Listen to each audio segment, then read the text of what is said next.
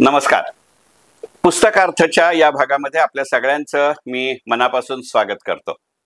साधारणपणे पुस्तकार्थ याच्यामध्ये आजपर्यंत आपण वेगवेगळी सूत्र धरून वेगवेगळ्या पुस्तकांचा विचार केला. आज थोडं जरा वेगळं जाणार आहे. झालं असं की अलीकडच्या काही काळामध्ये साधारणपणे 45-50 दिवसांसाठी मी अमेरिका आणि इंग्लंडला गेलो होतो आणि पुस्तकं वाचायची लहानपणापासूनची बारीक खोड असल्यामुळे कितीही नाही म्हणलं तरी तो मुद्दा कुठे ना कुठेतरी मागे किंवा मनामध्ये असतो. आणि मग अशाच एका ज्याला आपण बेसावध असं म्हणू परंतु मनानं केलेल्या काही बेसावध नोंदी म्हणजे आजचा पुस्तकार्थचा भाग आणि म्हणून त्याचं शीर्षक वाचता वाचता. पुस्तकार्थ मध्ये स्वागत. पुस्तकार्थचा आजचा विषय वाचता वाचता. तुम्ही भारतीय आहात का असा प्रश्न अचानक माझ्या पाठीमागनं मला विचारला गेला आणि मी साहजिकच चमकून मागे वळलो. कारण हा प्रश्न मला न्यूयॉर्कला जॉन केनेडी विमानतळावर लोकप्रिय भाषेत JFK वर विचारला गेला होता आणि हा प्रश्न विचारला जाण्याचं स्थळ होतं त्या विमानतळावरचं एक दुकान. मी या प्रश्नाचं उत्तर साहजिकच होकारार्थी दिलं आणि हा प्रश्न विचारणाऱ्या त्या ज्येष्ठवयीन अमेरिकन दुकानदाराला तो मला असा प्रश्न का विचारतोय असंही विचारलं. त्यावर त्या ज्येष्ठवयीन अमेरिकी दुकानदारानं त्याच्या टिपिकल अमेरिकी उच्चारात दिलेलं उत्तर मी माझ्या उभ्या आयुष्यात विसरणार नाही. तो ज्येष्ठवयीन अमेरिकन दुकानदार मला असं म्हणाला, मी हा प्रश्न तुम्हाला अत्यंत कौतुकानं विचारतोय. कोणत्याही आगाऊपणानं भोचकपणानं मी तुम्हाला हा प्रश्न विचारत नाहीये. कृपा करून कोणताही गैरसमज करून घेऊ नका. कारण तुम्ही आमच्या या दुकानात शिरल्यापासनं मी तुम्हाला पाहतोय. खाद्यपदार्थ किंवा कोकच्या काउंटरवर न जाता तुमच्या नकळत तुमची पावलं दुकानात शिरल्या शिरल्या सगळ्यात पहिल्यांदा पुस्तकांच्या काउंटरकडे वळली आणि त्यातही जेव्हा पुस्तकांच्या शेजारीच छापील वर्तमानपत्र म्हणजे प्रिंटेड न्यूजपेपर्स पाहून तुमचा चेहरा जो प्रचंड उजळला म्हणून मी तुम्हाला हा प्रश्न विचारला. पण त्याचा मी भारतीय असण्याशी काय संबंध आहे? मी माझ्या इतक्या वर्षाच्या अनुभवातनं सांगतो की अगदी आजही इतक्या कौतुकानं छापील वर्तमानपत्र फक्त भारतीय माणसंच वाचतात. अमेरिकन दुकानदारानं दिलेलं हे उत्तर. मी म्हटलं की हे माझ्यासाठी नवीन आहे. त्यावर तो म्हणला, मी खरं तेच सांगतोय. मी त्याला म्हणलं की तुम्ही म्हणला तसं मला आमच्या मुंबईत दिसतात तसे जागोजागी वर्तमानपत्रांचे स्टॉल अमेरिका आणि इंग्लंडमध्ये दिसले नाहीत हे खरं आहे. अगदी रेल्वे स्टेशनवरती सुद्धा असे स्टॉल्स दिसले नाहीत. आमच्या देशातली रेल्वे स्टेशन्स ही पेपर स्टॉल शिवाय पूर्णच होत नाहीत. त्यावर तो म्हणला, तुम्हाला आमच्या स्टेशनवर असे पेपर स्टॉल दिसणार नाहीत कारण असे पेपर स्टॉल तिथं नाहीच आहेत. कारण आता इथली लोक छापील वर्तमानपत्र फारशी वाचत नाहीत. करोना नंतर तर नाहीतच नाहीत. छापील वर्तमानपत्रांची जागा आता न्यूज चॅनल्स आणि युट्यूबनं घेतली आहे. अगदीच तुम्हाला हवं असेल तर आमच्या विमानतळावरती एखाद्या गेटच्या बाहेर तुम्हाला काही न्यूजपेपरचे स्टॉल्स मात्र दिसतील. इंग्लंडमध्ये मला तसे दिसले हे नक्की. मी त्यावर म्हटलं बरोबर.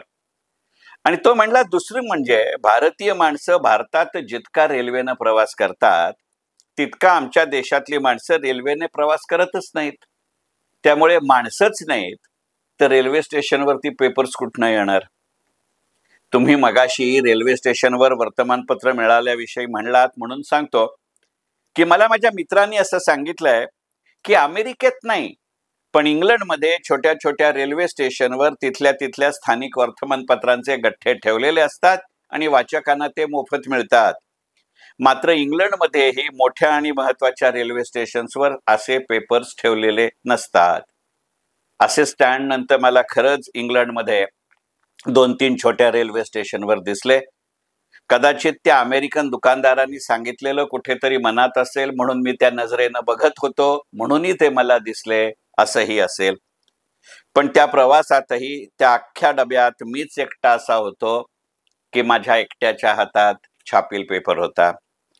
आमचा असा संवाद सुरू होत असताना मी Wall Street Journal, New York Times आणि बॅरन्स हे 3 पेपर त्या अमेरिकी विमानतळावरली दुकानात विकत घेतले आणि ते पाहून त्या दुकानदारानं मला त्या 3 पेपरचे आधीचे अंक सुद्धा दाखवले. ते अंक दाखवताना तो ज्येष्ठवयीन अमेरिकी दुकानदार मला म्हणाला, मला आठवायलाच लागेल की केव्हा तुमच्या आधी असे 3 छापील पेपर्स कोणी एकाच वेळेला विकत घेतले असतील माझ्याकडून. मी त्यावर म्हणलं, अहो मला छापील पेपर्स वाचल्याशिवाय चैन पडत नाही. अगदी आतल्या रात्री कितीही वेळ एखादी बातमी टीव्हीवर पाहिली तरी दुसऱ्या दिवशी पेपरमध्ये ती छापील बातमी वाचल्याशिवाय मला चैनच पडत नाही. आणि आत्ता वॉल स्ट्रीट, न्यूयॉर्क टाइम्स आणि बॅरन्स हे 3 पेपर मी एकाच वेळी विकत घेतले म्हणजे गेल्या 20-25 वर्षापासूनचं माझं स्वप्न आहे की हे 3 पेपर एका पाठोपाठ एक एका वेळेला वाचायचंय. त्यावरती तो दुकानदार म्हणला, मी गमतीने म्हणतो तुम्हाला की तुम्ही ठार वेडे वाचक आहात. असे नाही कदाचित, पण या पेपरचे पैसे? होय, मी त्या छापील किमतीपेक्षा तुमच्याकडनं जास्त पैसे घेतलेत, कारण आमच्या देशात पेपर्सच्या विक्रीवरती टॅक्स असतो. मी त्यावर म्हणलं, आमच्या देशात असा कर नाही. तुमच्या देशात पेपर विकले न जाण्याचं हेही एक कारण असेल का? त्यावर तो अमेरिकी दुकानदार म्हणला, नक्कीच आहे, नुसतं असेल असं नाही. अमेरिकेत छापील पेपर नसतात असं नाही, ते असतात, पण ते तुमच्या देशातल्या पेपर सारखे नसतात. अमेरिकेत जे काही मोजके पेपर असतात त्याचा प्रत्येक अंक 70-75 पानी असतो, पण त्यात बातमी जर एक जरी तुम्हाला सापडली तरी तुम्ही तुमचं नशीब समजा. त्याच्या आधीचे 40-45 दिवस मी इंग्लंड अमेरिकेमध्ये निदान 20 शहरात फिरलो आणि निदान 7-8 वेगवेगळ्या हॉटेल्समध्ये राहिलो. तिथल्या एकाही हॉटेलमध्ये, अगदी पंचतारांकित सुद्धा, ना हॉटेल रूमवर तुम्हाला पेपर दिला जातो, ना रिसेप्शन लाउंजमध्ये पेपर स्टॉल असतो. आपल्या देशातल्या प्रत्येक हॉटेलमध्ये अगदी कितीही छोटं असलं तरी असं असतं, हे मी स्वानुभवानं सांगू शकतो. आता या प्रवासात मी निदान 10-12 जणांच्या तरी घरी गेलो. ही सगळी मंडळी उच्च पदस्थ, उच्च विद्या विभूषित मंडळी आहेत. ही सर्व माणसं बौद्धिक, भावनिक, सामाजिक दृष्ट्या संवेदनशील आहेत. पण कोणाच्याही घरी मी छापील वर्तमानपत्र पाहिलं नाही. त्यांच्या प्रत्येकाच्या घरी पुस्तकं मात्र होती. तरुण पिढी ज्या घरी होती त्या घरात पुस्तकांमध्ये अपेक्षेनुसार हॅरी पॉटर तर होताच, पण हॅरी पॉटरच्या बरोबरीनं ॲन फ्रँकही होती, हेही निश्चित लक्षात घेण्याजोगं आहे. आता इथे पुस्तकांचा मुद्दा निघाला म्हणून लक्षात आलं की अमेरिकेत मोठे मोठे मॉल आहेत, पण तिथे पुस्तकांची स्वतंत्र दुकानं नाहीत. मोजक्या मॉलमधल्या मोजक्या दुकानात इतर अनेक गोष्टींच्या स्टॉल प्रमाणेच पुस्तकांचा छोटा स्टॉल असतो. कॉस्को सारख्या मोठ्या मॉलमध्ये सुद्धा अशीच स्थिती असते. अमेरिकेच्या फिलाडेल्फिया भागातील किंग ऑफ प्रशियामध्ये संपूर्ण अमेरिकेतलं आकारानं दुसऱ्या आकाराचा मोठा असा मॉल आहे.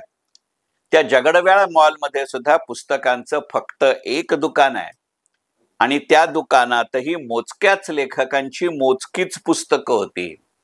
आणि त्या मॉलमधली इतर दुकानं प्रचंड संख्येनं गिऱ्हाईकं मिरवत असताना त्या मॉलमधल्या पुस्तकांच्या दुकानात मात्र मी आणि तो दुकानदार एवढे दोघेच होतो. एकंदरीतच मॉल कल्चर अमेरिकेत फारसं काही भल्या स्थितीत वाटलं नाही. पुस्तकं आणि मॉल कल्चर याबाबत आपल्या देशातही यापेक्षा फारशी काही वेगळी स्थिती नाही. मी माझ्या या दौऱ्यात विम्बल्डन टेनिस म्युझियम मध्ये जवळजवळ एक अख्खा दिवस होतो. तेव्हाही लक्षात आलेली गोष्ट म्हणजे या म्युझियमच्या बाकी सगळ्या दालनामध्ये खूप गर्दी होती, पण तिथेच असलेल्या विम्बल्डन लायब्ररीत किंवा बुकस्टॉल मध्ये मात्र कोणीही नव्हतं. त्या म्युझियम मधल्या दुकानदारानं मला सांगितलं की विम्बल्डन म्युझियम मध्ये सगळ्यात कमी विक्री होणारी गोष्ट म्हणजे पुस्तकं. त्या किंग ऑफ प्रशियाच्या मॉलमधील पुस्तक दुकानदाराकडे मी चौकशी केली की पुस्तकांची खरेदी ऑनलाईन होऊ लागल्यानं दुकानात येऊन पुस्तकांची खरेदी करण्याचं प्रमाण कमी झालंय का? त्यावर त्या मॉलमधल्या पुस्तक दुकानदाराचं म्हणणं असं पडलं की पुस्तकांच्या ऑनलाईन खरेदीचं प्रमाण गेल्या काही वर्षात निश्चितच वाढलंय, पण त्या प्रमाणात एकंदरीतच पुस्तकांच्या खरेदीचं प्रमाण वाढलेलं नाही. याबाबत आपल्या देशातली स्थिती खूप सकारात्मक आहे असा माझा अनुभव आहे. हा संवाद घडल्यापासून सतत माझ्या मनात येत आहे की मारे त्या अमेरिकी विमानतळावरील अमेरिकी दुकानदाराला मी ठणकावून सांगितलं की आमच्या देशात छापील वर्तमानपत्र वाचली जातात, पण हे अजून किती काळ असेल? कारण आता आपली वर्तमानपत्र पक्की ठराविक साच्याची झाली आहेत, निदान होऊ घातली आहेत. आपली वर्तमानपत्र ही वर्तमानपत्र न्यूजपेपर अशा अर्थानं न राहता ती आता मतपत्र म्हणजे व्ह्यूज पेपर अशी व्हायला लागली आहेत. आता कोणतीही घटना घडली किंवा घडली नाही तरी दुसऱ्या दिवशी कोणता पेपर काय लिहील याचा नेमका अंदाज तो पेपर हातात येण्याआधीच तुमच्या माझ्यासारख्या सगळ्या वाचकांना आलेला असतोच की. आणि तरीही आपल्या देशात सर्वसामान्य तुमच्या माझ्यासारखे वाचक वर्तमानपत्र वाचत असतात. कारण वर्तमानपत्रांची जागा ज्या इलेक्ट्रॉनिक मीडियानं अमेरिकेत घेतली आहे ते तर आपल्या देशात जास्तच प्रेडिक्टेबल झाले आहेत. ते न्यूज चॅनल्स नाहीत, ते व्ह्यूज चॅनल्स आहेत. मोठमोठ्यानं ओरडत बोलणं म्हणजे स्पष्ट उच्चार आणि ठाम विचार असा काहीतरी गैरसमज या बहुतेक वाहिन्यांचा झालाय. काही चॅनल्सवर तर चर्चेसाठी म्हणून बोलावली जाणारी मंडळी त्यांची मतं आणि मुद्दे मांडण्यासाठी बोलावली आहेत की त्या चॅनल्सच्या तथाकथित सूत्रसंचालकाची एकतर्फी मतं ऐकून घ्यायला बोलावली आहेत असा प्रश्न पडतो. त्यामुळे असेल कदाचित. पण अशा नाट्यछटा स्टाईल चॅनल्समुळे वर्तमानपत्र सुरू राहतील अशी मला दाट खात्री निदान शंका तरी आहे. एक मात्र नक्की की तो अमेरिकी दुकानदार माझ्या मनात कायमचा जाऊन बसलाय. आपल्या देशातल्या मुंबईच्या स्ट्रँड बुक स्टॉलचे शानबाग साहेब आणि लखनौच्या कपूरथाळा भागातील दुमजली युनिव्हर्सल बुक डेपो सारखा हाही पुस्तकांचा दुकानदार माझ्या मनात राहील. आणि शानबाग साहेब, कपूरथाळ या दोन्ही बद्दल माझ्या केल्यानं देशाटनं या पुस्तकामध्ये मी सविस्तर लेखलेले आहेत. आणि म्हणून पुस्तकार्थचा आजचा भाग वाचता वाचता पुस्तकार्थ मनपूर्वक धन्यवाद.